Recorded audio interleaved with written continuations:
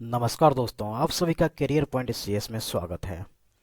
दोस्तों, अभी तक हम कंडीशनल फॉर्मेटिंग का हाईलाइट सेल्स रूल्स के बारे में सीख चुके हैं, जिसमें कि greater than, less than, between, equal to, text that contain और डेटा एक्वायरिंग डुप्लीकेट रूल्स था। आज हम सीखेंगे कंडीशनल फॉर्मेटिंग का top bottoms rule. Top bottoms सीखने के लिए सबसे पहले हमने डेटा का एंट्री कर रखा है।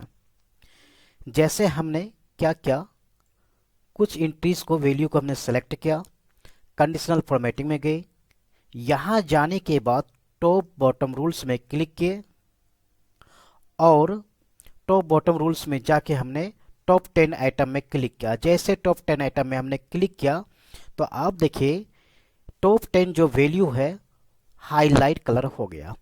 अगर हम इनपुट यहाँ वैल्यू कम करें तो हाईलाइट एरियाज कम होगा, अगर हम इनपुट बढ़ाएं तो हाईलाइट एरिया बढ़ेगा। फिलहाल टॉप 10 एरिया है। यहाँ से आप हाईलाइट कलर चेंज कर सकते हैं, जैसा कलर आप लेना चाहें। हमने ओके किया and next value, next area को हमने सेलेक्ट किया, कंडीशनल फॉर्मेट में गए, टॉप बॉटम रूल्स में गए, यहाँ जाके हमने टॉप 10% में क्लिक किया। जैसे टॉप 10% में हमने क्लिक किया तो इन वैल्यू जो हमारा सिलेक्टेड वैल्यूज है, इनमें से हाईएस्ट वैल्यू 150 से है, अर्थात टॉप 10% 150 ही आएगा। अगेन हमने ओके किया एंड द अनदर कॉलम्स को सिलेक्ट किया, वैल्यूज को, कंडीशनल फॉर्मेटिंग में गए, टॉप बॉटम रूल्स में गए, यहाँ जाने के बाद यहाँ लिखा हुआ है बॉटम 10 आइटम्स है, हमने बॉटम 10 आइटम्स में क्लिक किया। जैसे बॉटम 10 आइटम्स में क्लिक किया, लोएस्ट 10 वैल्यूज को हाईलाइट कर दिया। यहाँ भी वही है कि अगर आप इनपुट कम करेंगे तो एरिया सेलेक्टेड कम होगा, हाईलाइट कम होगा। अगर आप वैल्यूज ज़्यादा करें तो एरियाज ज़्यादा होगा सिलेक्टेड। हमने ओके किया एंड फिर नेक्स्ट कॉलम का वैल्यूज को हमने सेलेक्ट किया, कंडीशनल फॉर्मेटिंग में जाके टॉप बॉटम रूल्स में जाके हमने बॉटम 10% में क्लिक किया। जैसे क्लिक किया उसी का वैल्यूज को हाईलाइट करेगा। जैसे लोएस्ट वैल्यू 10 है, अर्थात बॉटम परसेंटेज 10 है इनका। हमने ओके किया एंड नेक्स्ट कॉलम का वैल्यूज को सिलेक्ट किया। सेलेक्ट करने के बाद फिर कंडीशनल फॉर्मेटिंग में गए, टॉप बॉटम रूल्स में गए और यहाँ लिखा हुआ है एबव एवरेज। जैसे हमने एबव एवरेज में क्लिक किया, आप देखिए जो एबव एवरेज है, दैट मीन्स जितना वैल्यू है उसका एबव वैल्यूज को हाईलाइट कलर कर दिया।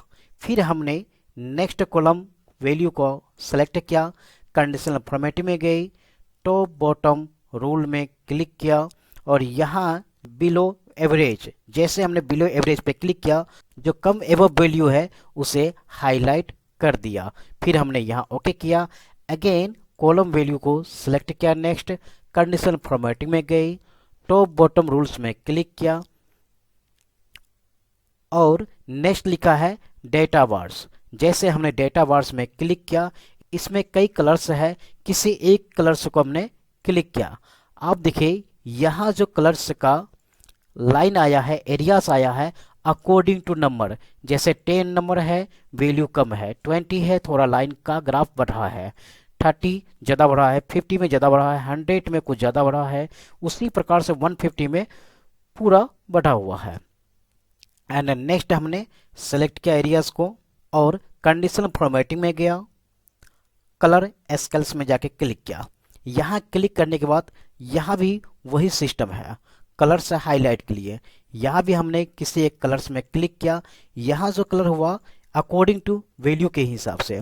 जैसे 10 ज़्यादा ग्रीन है, 150 ज़्यादा रेड है। हमने यहाँ बीच में 1 टाइप किया, 1 लिखा।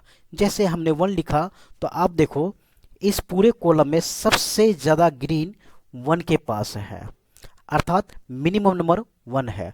अगर हम यहाँ 20 के पास 200 लिखे या 200 हमने टाइप किया, आप देखिए हाईएस्ट रेड कलर जो है वो 200 पे है।